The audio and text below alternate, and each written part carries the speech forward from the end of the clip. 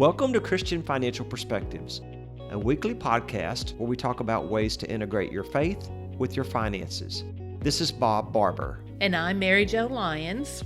Are you ready to learn how to apply biblical wisdom to everyday financial decisions?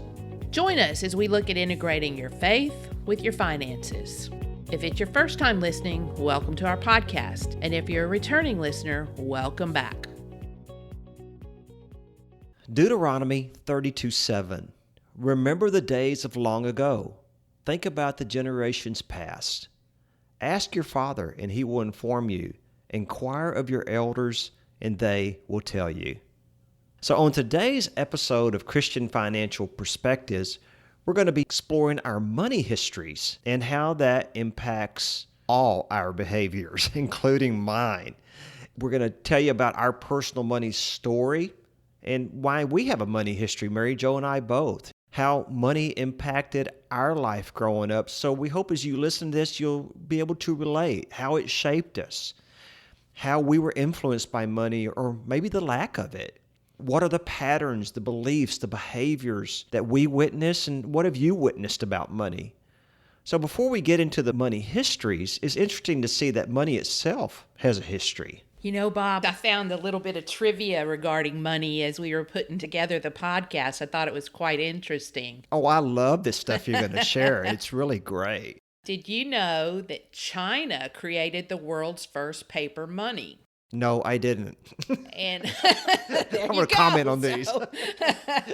Another really interesting one is the Inca. They built a great empire without the use of money. From the age of 15, an Inca males were required to provide physical labor to the state for a set number of days. They built public buildings, palaces, roads, all kinds of physical labor they were required to do. And in return, the government provided all the basic necessities of life: food, clothing, tools, housing. That kind of relates to today, and it's probably a whole nother podcast, but that's kind of interesting, the idea of work for money. Work for reward. It's different than collecting welfare, most definitely. Yes. And in medieval times, medieval merchants developed an early version of the credit card. It was called a tally stick. On each of the sticks, they broke them in half. They marked on each of them. And so the debtor took one part of the stick, and the person that owed the money took the other part of the stick. And when they paid it back, they brought their sticks back together and scratched through the marks. Where did you find this stuff? This is really Google great. is a wonderful tool. Oh, yeah, okay. Even in Russia, in Tsarist Russia, they created a tax payable only in animal fur. That's interesting. Well, that wouldn't go very well with the animal activists today, would it? No, it wouldn't. You know, Paul played a key role in the creation of the early American currency. He was one of the colony's premier silversmiths. So he designed the engraving plates for the first continental currency. Now, Mary Jo, you got this information for me, and I did not know that either. This is really fun stuff. The first gold rush in American history, guess where that took place? It wasn't in Colorado or Nevada. It was in North Carolina, not even California. I didn't know that. By the early 19th century, more than 30,000 North Carolinas were mining for gold. I've never heard this. I guess... Did you find this, or did you know this already from your history book? No, I lived in North Carolina and I had no idea. Wow. And in fact, Charlotte, where we lived, was one of the first mints where they formed coins. Wow. Which I didn't know either. Obviously, money has an incredible history. So in the early 19th century, it was the largest profession behind farming? In the state of North Carolina. Wow, never knew. Well, now we all know our history, don't we? Absolutely. This is just the tip of the iceberg. If you have an interest, I encourage you to go look it up because there's all kinds of interesting facts on the history of money. And you think about it, every country that uses its own currency has its own history. Yes. You know, I think, Bob, that it's safe to say that money's an emotional topic. No. Money's emotional? It can be. Never would have thought that. It's emotional for many reasons. It brings up feelings and memories from our past that make us uncomfortable a lot of the times. Many of us were raised that money, it's like politics and religion and conversation topics best avoided in polite company. So a lot of us never really learned how to talk about money without conflict because we just didn't do it.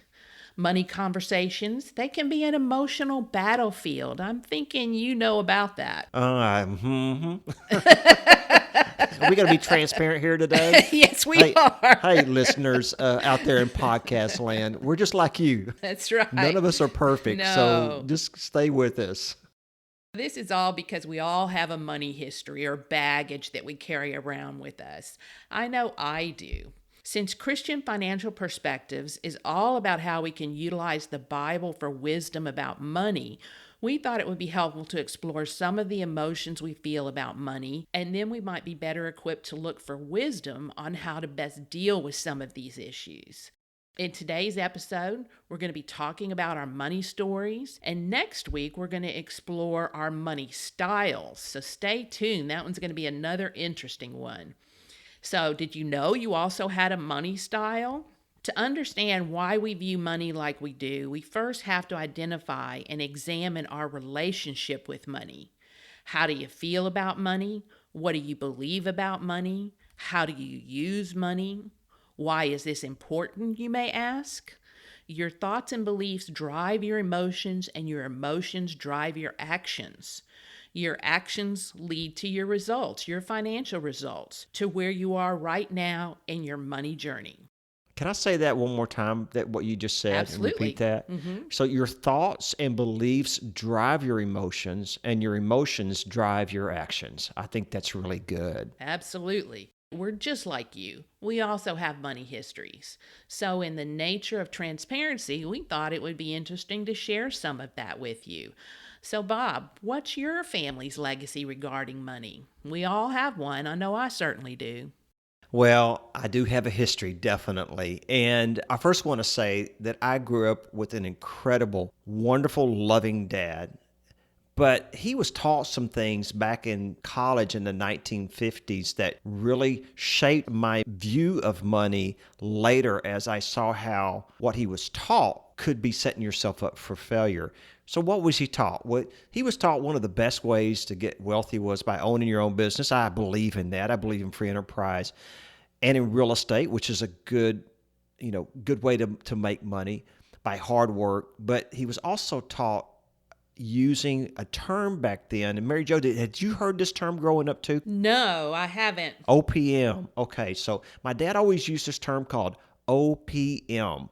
It meant other people's money, or using banks and savings and loans back then. You remember it was called the savings and loan? Absolutely. I remember the crash of the savings and loans. Yes, and so I'm going to share that with you later. But he was taught to use OPM and accumulate as much real estate as you possibly could, no matter how much leverage and debt it meant taking on.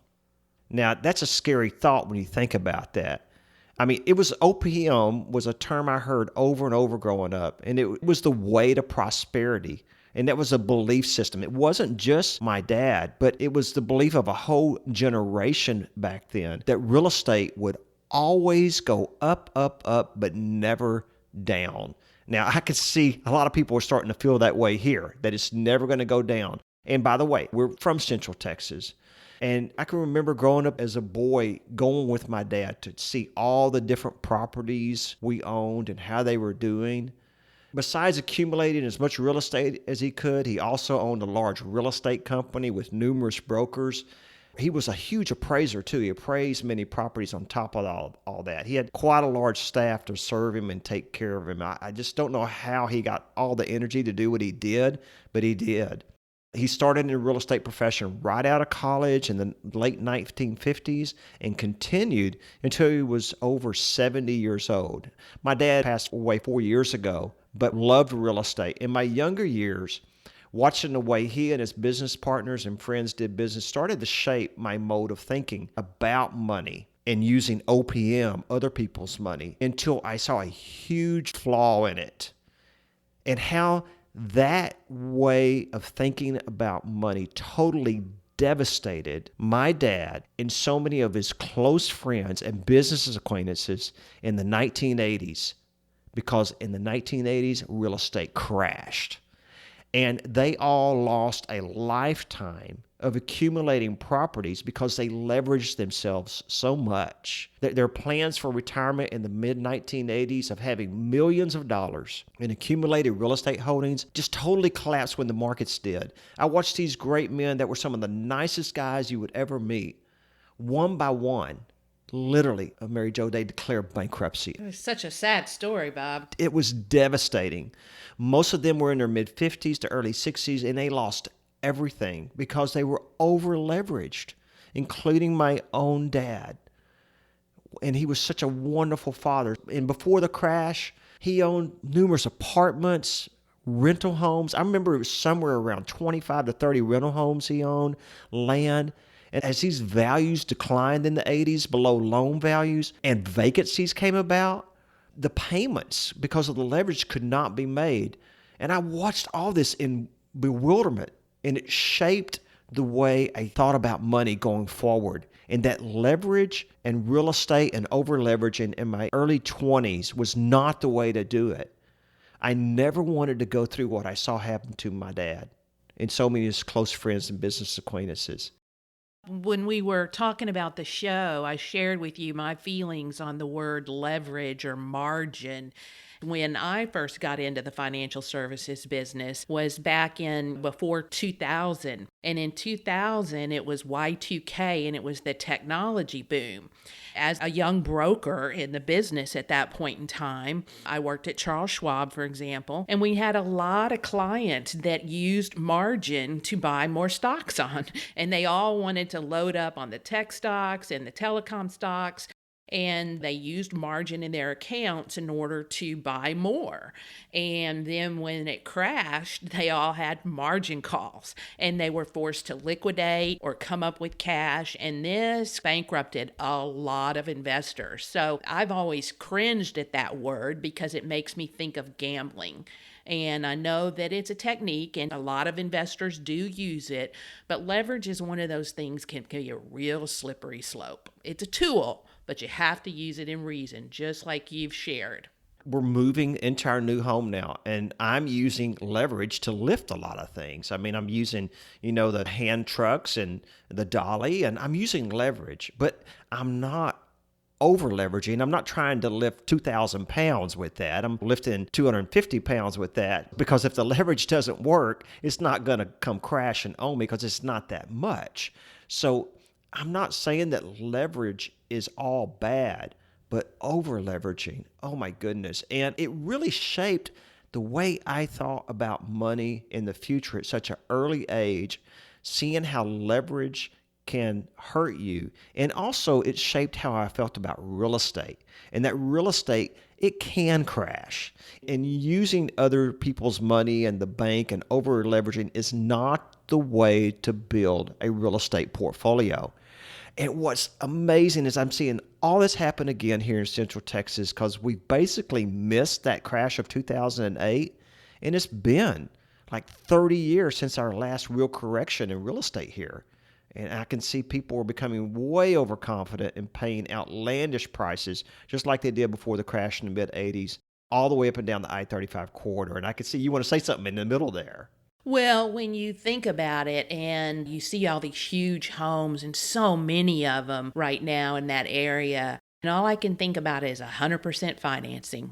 And you think about what that did in 2008, and it wasn't so much that the real estate come down, but then people got into trouble or got laid off, and then they had to go to try to sell their house, and it wasn't worth what they owed on it. And just look at the long-term impact that had on the economy. God, there's so much wisdom here. There is. And Mary Jo, in the 1980s, right here where we live in New Braunfels, in between Austin and San Antonio, was one of the hottest spots in the nation right now. I mean, we've been the second fastest growing city of our size for about the last 5 to 7 years. It's amazing the growth in that area. It is. In the 80s, it started doing this and it crashed, and it took 5 to 7 years just to get back to a break even point. And I mean, they were selling homes. I remember in a subdivision now, this is cheap when you hear this today, but they were selling homes at 130 to 140,000 in a subdivision right here in town called Summerwood. And we came in and they were building homes at 80 and 90,000. So, you think about the percentage. Just a year or two later, they could build a home that cheap because it crashed so hard. So it took many years for it to get back up to where they were just at a break-even point. And this reminds me, though, about this over-leveraging of Proverbs 22:27 as I was thinking about this. If you lack the means to pay, your very bed will be snatched out from under you. And that really affected, my money history and going forward is do not over leverage yourself. So, Mary Jo, I know you have a story. Well, I do. I'm just like everybody else, so money shapes us from an early age. My mother, she was born in 1929. What happened in 1929, Bob? Huge crash. It all came crashing down. It did. She was born the youngest of 11 on a farm in Indiana in the first year of the Great Depression. You just think about how that shaped so many of our clients and our listeners and their mindset about money for the rest of their lives. Her father lost the farm and they were forced to move into town when she was a girl. Her older siblings had to go to work to help support the family. Interestingly, back in that day, they were a big Catholic family, and in those days, and still today, a lot of Catholics believe that they want one of their family members to become a nun or become a priest or join the convent. And she was the one chosen, and she went to go live with an aunt who was a nun, and she grew up in a convent boarding school. The convent was part of the Franciscan order, and thus the nuns had taken a vow of poverty. So she grew up with a less is more attitude. When she left the convent, she married my dad after college. They met in college, but she had no real history of money other than that it was scarce and you didn't need much. She also had no concept of budgeting or how money worked. She never had to deal with any of this. Then my dad took over and continued to pay the bills. Her experience with the nuns taught her that prayer was the answer to everything. So whenever there was a struggle with money in our house growing up, and there were plenty, her answer was silent prayers. She never spoke about it much, she just prayed about it. And that's a good thing. I don't want to underestimate the power of prayer. This is a really interesting story, though, coming back in your money history. Wow. It is, and I do believe in the power of prayer. But there were overwhelming medical bills when I was a baby due to some health issues that my brothers had. And my parents were finally able to buy a small house, but they had to choose their location very carefully. It had to be close enough to walk to work, to walk to church, walk to the grocery store, walk to the doctor, etc. So we didn't have a car until I was in the 4th grade. Wow. And interestingly, both my parents worked. They both worked 2 jobs, but they also coordinated their schedules so that one of them was always home with us. We never had to rely on babysitters because they couldn't afford that. But they walked to their 2 jobs or took the bus. And this was all in Corpus Christi, right? This was all in Corpus Christi. Okay. It's funny how we don't think about this type of sacrifice these days. No, not at all. And I'm sure that's not true in all communities, but we never think about public transportation or walking to the doctor. So our priorities have changed so much. And what's interesting is my husband was raised very differently. He was an only child and quite spoiled when it came to money. I'm not talking out of school. This is something we share openly because it impacted why we got in financial services and our careers later in life. Now I know why Mike and I relate so well together.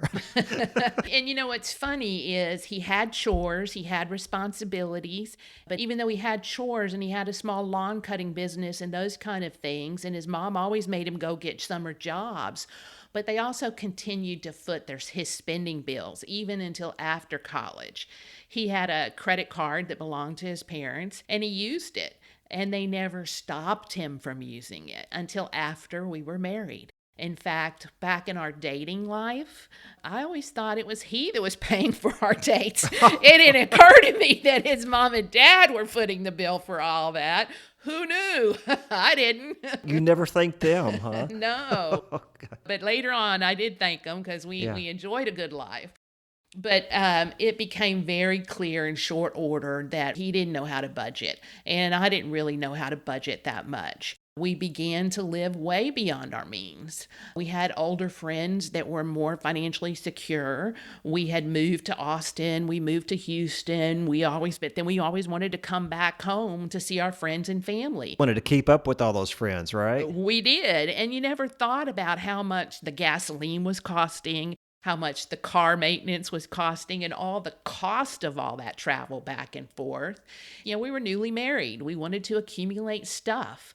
So we had lots of fun in our 20s and 30s. We accumulated stuff. We did a lot of travel. We ate out, and we put it all on credit cards. We woke up one day and we're like, whoa, we had creditors calling us. We were behind on everything. It was quite a crisis.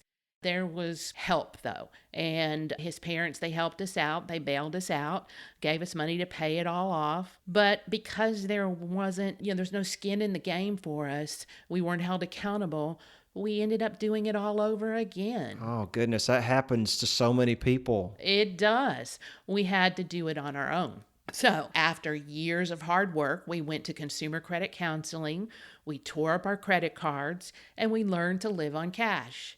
It took a long time to dig out of this hole. We were doing without, we were living on cash, and it was hard. Now I know why you're so animate about budgeting. I am. Okay. And we pay cash for everything. And it took us 4 years to get out from underneath that debt.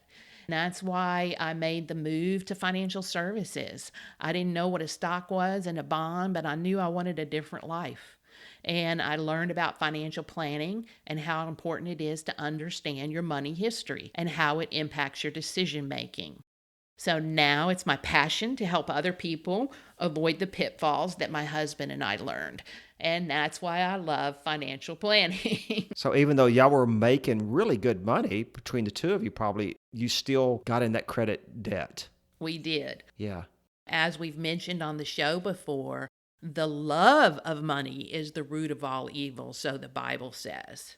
Money conflicts have ruined more marriages than pretty much anything else. It almost ruined mine. We didn't talk well about money. We fought well about money. And I'm grateful that with patience and time, we learned to communicate about it better. We stayed committed, and we both worked at it. With time and motivation, we were able to educate ourselves and learn from our mistakes. Now we can communicate effectively, usually. Our filing system is still a challenge. and we plan. We continue to budget. We have regular meetings to review everything together, and we talk about our financial priorities and what we want that to look like. And tell our podcast listeners how long y'all been married. 37 years. Amen to that. Yes. And Rachel and I have been married 35. And it's interesting as I was listening to you tell your story and about Mike too. I grew up, as you know, leverage was just fine. And I was kind of spoiled myself. I wasn't just kind of, I was. But I think I could have gone down that path had I not seen how the leverage through the real estate in that massive bubble breaking.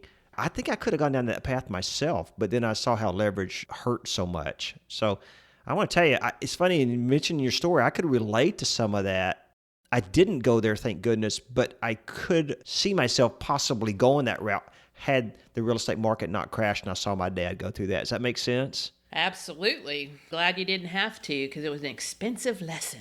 Yeah, yes. As most of them are. There you go, folks. Those are our stories. I want you to think about your story. Was there a defining moment around money that shaped your future? Has your family experienced sudden wealth or financial success or just the opposite of that? What memories do you have of your parents discussing money? And I know that can be painful with some people. My parents, they never discussed it, by the way. I never saw my parents talk about it. Did they argue about money, or did one parent have a different view on spending and saving than the other? Bob, there were a lot of dishes slammed in my house growing up. That's how they communicated. Mom slammed doors. Well, thanks for your transparency, because Mary Jo, I have a feeling that some other folks may be able to relate to that. And what are your earliest memories about money? Mine was they just gave me a lot. And my grandparents were the same way. They just, here, go spend it. And so there was no budget. There was no concept of it. But at the same time, my dad taught me that free enterprise is absolutely awesome. And so I was always trying to make money at the same time. Do you have any unhappy memories about money from your childhood until now? What emotions did your family associate with money? How would you define the status of your family growing up? Were they considered rich, poor, or middle class? As you were going through those questions to ask our listeners, just kind of occurred to me, this would be such a great primer for newlyweds and those that are engaged before they actually get married. As advisors, we are semi-counselors and we play that role a lot, but just think about that. If you've got young adults at home, I encourage you to have them listen to this podcast. And if they have a significant other that they're thinking about spending a life with, they should talk about this before they walk down the aisle and make sure that they have a vision for what they want their financial future to look like. Absolutely, Mary Jo. And it was interesting. You came up with this topic. I'm going to tell everyone, Mary Jo came up with this topic. It's a great topic. And just this topic helped my wife and I of 35 years. We had a great discussion about our background and our money histories just today before we did this podcast.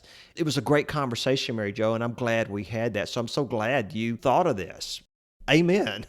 Yeah. Well, thanks, Bob. We encourage you, our listeners, to sit down with your spouse, talk through this if you haven't already done so. Explore your past and talk about what you'd like to see change in your future about money and its impact on your home. What do you want your money future to look like? What a great question. And unfortunately, our society works against us sometimes. We live in a time that's filled by consumerism. We are bombarded by constant marketing that tempts us to buy. And it's mostly stuff. It's stuff we don't need, but it's stuff we want. We think this stuff is the missing link that will help us fill that void. But I'm here to tell you it doesn't fill that void. And what it's doing instead, it's taking away your power. Money has power. Well, maybe it's us that gives money the power, but without money, we lose our power. Yeah, I know what you mean. So many of us, we have this mindset, even though we have plenty, that we don't have enough. So how do we go from a lack mentality to an abundance mentality? We first have to understand our history with money. And the good thing is that you can change your money future. You can't change history, but we can learn from it and change the future. All it takes is honesty, clarity, and a desire to change. As advisors, Bob and I believe it's really important to understand our client's money history. Before we can provide prudent and sound financial advice, we need to understand more about our client's money past, their money history, and how this is influencing their current financial situation, their current financial decisions. And it's not always easy. It requires developing a trusting relationship, and that happens over time with our clients. But we also want to share that what is said in our office stays in our office, or on the phone as it may be, since we do a lot of virtual meetings. We hold your stories confidentially, but we do understand that we all have a money history, and it's a judgment-free zone. We can say, with as many years of experience as we have heard it all. Oh, we have. So be sure to tune in to next week's Christian Financial Perspectives, because we're going to explore your money style. Like, are you a hoarder, a saver, a spender, or a steward? And we're going to look at these money styles and talk about what they mean and how it impacts our emotional reactions regarding money. You've been listening to Christian Financial Perspectives. Join us next week as we explore more about how to apply biblical wisdom to your financial decisions. To make sure you don't miss any of our podcasts, you can subscribe to Christian Financial Perspectives on iTunes, Google Play, or Stitcher. To learn more about integrating your faith with your finances, visit our website at ciswealth.com or call 830-609-6986. That's all for now. Until next week. Comments from today's show are for informational purposes only and not to be considered investment advice or recommendations to buy or sell any company that may have been mentioned or discussed. The opinions expressed are solely those of the host, Bob Barber and Mary Jo Lyons. Bob and Mary Jo do not provide tax advice and encourage you to seek guidance from a tax professional. Investment advisory services offered through Christian Investment Advisors, Inc., DBA CIS Wealth Management Group, a registered investment advisor.